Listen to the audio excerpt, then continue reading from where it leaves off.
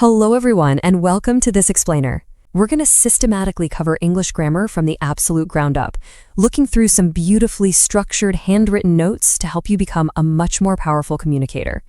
It's like a giant puzzle, and we're going to put it all together. Let's jump right in. Okay, here is our roadmap for today. Part 1, Sentence Basics and Anatomy. Part 2, Sentence Types by Purpose. Part 3, Simple to Complex Structures. Part 4, The World of Phrases. Part 5, Mastering the Clause. And finally, Part 6, Phrase versus Clause Matchup.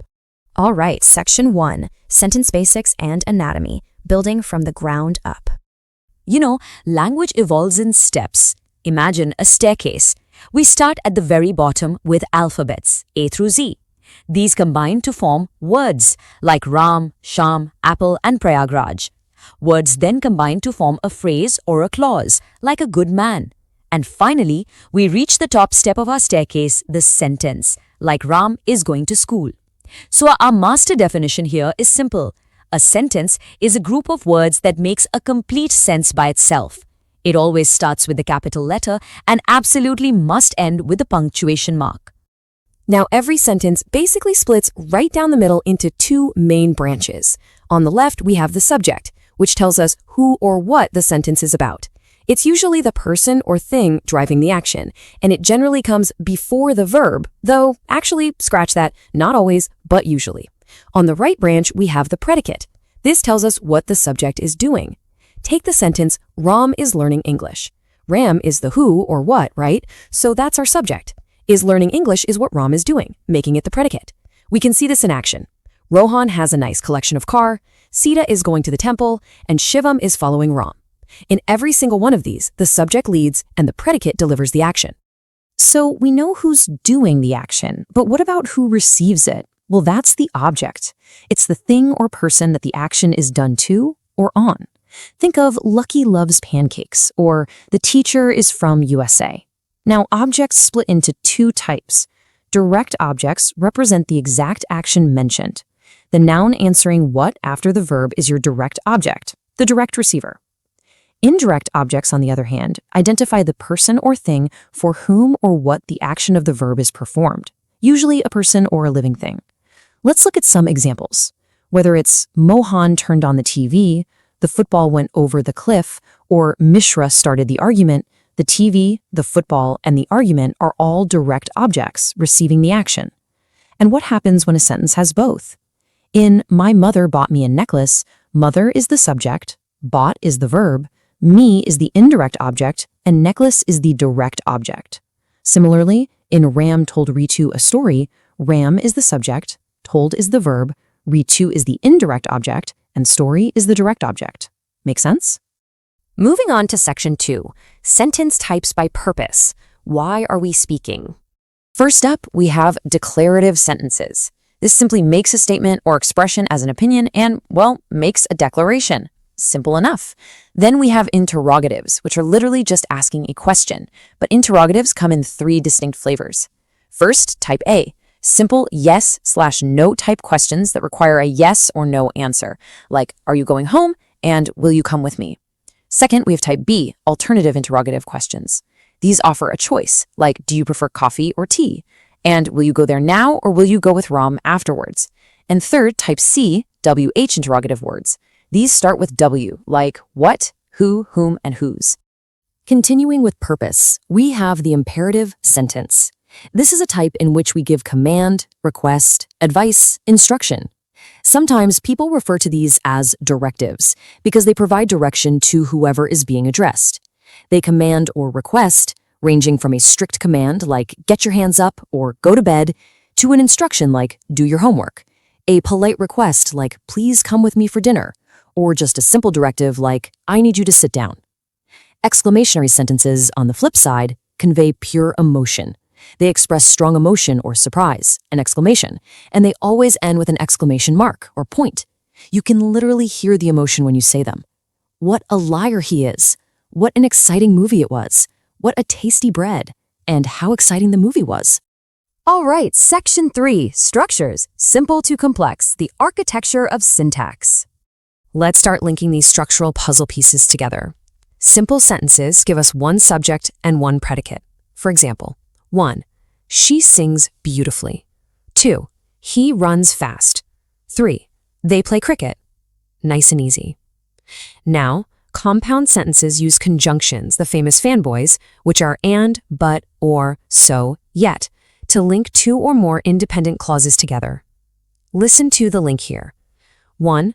She was tired, but she continued working. 2. He studied hard, so he passed the exam. 3. I wanted to go out, but it was raining. Finally, complex sentences mix one independent and one dependent clause, which adds incredible depth to our communication. For instance, 1. I will come if you call me. 2. She was happy because she passed the exam. 3. I know that he is honest. Section 4. The world of phrases, groups of words unpacked. Okay, here is our master definition for a phrase. A phrase is a group of words that works together as a unit, but without a subject-verb combination. Crucially, it does not express a complete idea or thought. You know, you actually use phrases constantly without even thinking about it. Parenthetical examples include, in the morning, a beautiful flower, very quickly, to win the race, swimming in the pool, and in the room. Let's detail the specific types. First up, the noun phrase. This acts as a noun in a sentence, formed by a modifier plus a noun. Think of the tall boy, a beautiful garden, my best friend, the red car, or an intelligent student. Put into action, that looks like the tall boy won the race, or my best friend lives in Delhi. Type 2 is the verb phrase. This is a phrase that contains a main verb and helping verbs. Think of actions stretching out over time. Is reading, has been working, will go, had finished, can swim. For instance, she is reading a book, and they have been playing cricket. Next, we have our describing phrases. Type 3 is the adjective phrase. This is a phrase that describes a noun or pronoun. These add incredible color and detail to your writing. Full of joy, rich in minerals, eager to learn, fond of music, afraid of dogs. For example, the boy full of joy danced happily, and India is a country rich in minerals. Type 4 is the adverb phrase, a phrase that modifies a verb, adjective, or another adverb. These give us the context of an action. In a hurry, with great care, at midnight, without hesitation, in the evening. As in, he spoke with great care, and we arrived at midnight. Moving right along, prepositional phrases, type 5, tell us where or when. It's a phrase beginning with a preposition and ending with a noun or pronoun. We use these to physically place things, on the table, under the tree, in the classroom, at the station, near the river. The book is on the table, and we sat under the tree. Type 6 is the infinitive phrase, which gives us actions starting with to plus a verb. A phrase beginning with to plus verb. Examples include to win the race, to help others, to become a doctor, to learn English, and to solve the problem. Like, I want to learn English, and she hopes to become a doctor. Now, here's a neat trick to tell advanced phrases apart. Type 7, the gerund phrase, uses the ing form to act as a noun. It is a phrase beginning with a verb ending in ing that functions as a noun. Think of these activities as solid concepts: swimming in the river, reading books, playing football, writing stories, dancing on stage. Reading books improves knowledge, and swimming in the river is dangerous. Participarial phrases, type 8, also use ing or ed, but they act as adjectives describing something. It's a phrase beginning with a participle and functioning as an adjective. Examples: running down the road, broken by the storm, smiling brightly, covered with snow, exhausted from work. See how they describe the subject? Running down the road, the boy waved, and the house damaged by the storm needs repair. Section 5. Mastering the clause, bringing subject and verb together. Our master definition states, a clause is a group of words containing a subject and a verb. It can express a complete or incomplete idea. Examples include, she is playing, when he arrived, she sings, they are playing. Let's compare the two types side by side. Unlike phrases, a clause absolutely must have a subject and a verb. 1. Independent clauses or main clauses express a complete thought and give a complete idea. They can stand entirely alone as a perfect sentence. Examples: she went to store. She wore a dress made of silk. We enjoyed playing cricket. 2. Dependent clauses or subordinate clauses have a subject and verb, but they do not express a complete thought. They cannot stand alone. To become a sentence, a clause needs to express that complete thought. To really hear the difference, let's speed run these top 10 lists. Notice how satisfying and complete these independent clauses sound. 1. She sings beautifully. 2. The sun is shining. 3. We won the match. 4. He studies hard. 5. They are playing football. 6. I love reading.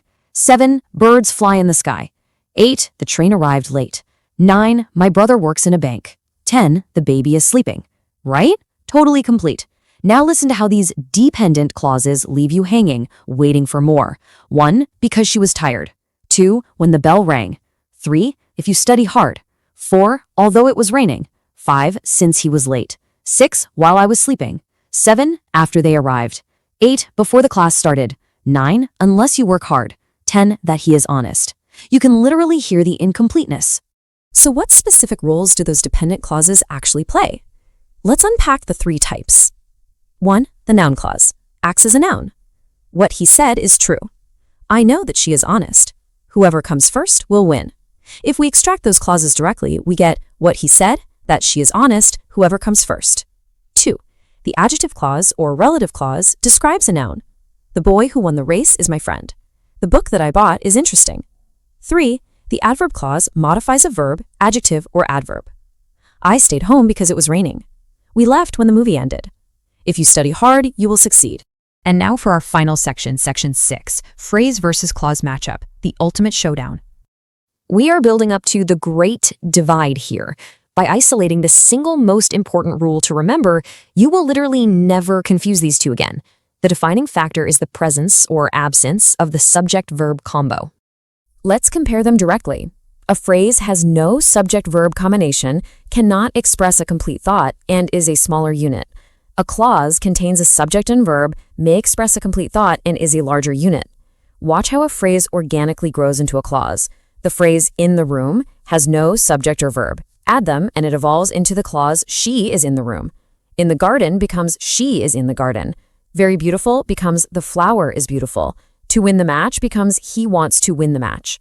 Ultimately, a group of words, which is a part of a sentence but does not have a complete sense, and sometimes has or sometimes does not have a meaning, evolves into a phrase. This evolves into a clause, which has a subject plus a verb and a complete meaning, which finally becomes a sentence expressing a complete thought. Okay, here is your master cheat sheet for quick revision. Let's run through it rapidly to lock it in your brain. Noun phrase acts as a noun, the tall boy. Verb phrase contains verbs, is reading. Adjective phrase describes a noun, full of joy. Adverb phrase modifies a verb, with great care. Prepositional phrase begins with a preposition, on the table. Infinitive phrase begins with to plus verb, to learn English. Gerund phrase uses ing form acting as noun, reading books. Participial phrase uses ing or ed form acting as adjective, running down the road. Independent clause has a complete thought, she sings beautifully. Dependent clause has an incomplete thought, because she was tired. Now for the ultimate memory trick to take away today. Phrase equals no subject plus verb pair. Clause equals subject plus verb pair. Independent clause equals complete meaning. Dependent clause equals incomplete meaning. As you absorb this incredibly satisfying summary, I want to leave you with this. Now that you know the exact building blocks of every single thought you speak, how will you consciously apply these precise structures to elevate your very next piece of writing? Keep learning, and I'll see you in the next explainer.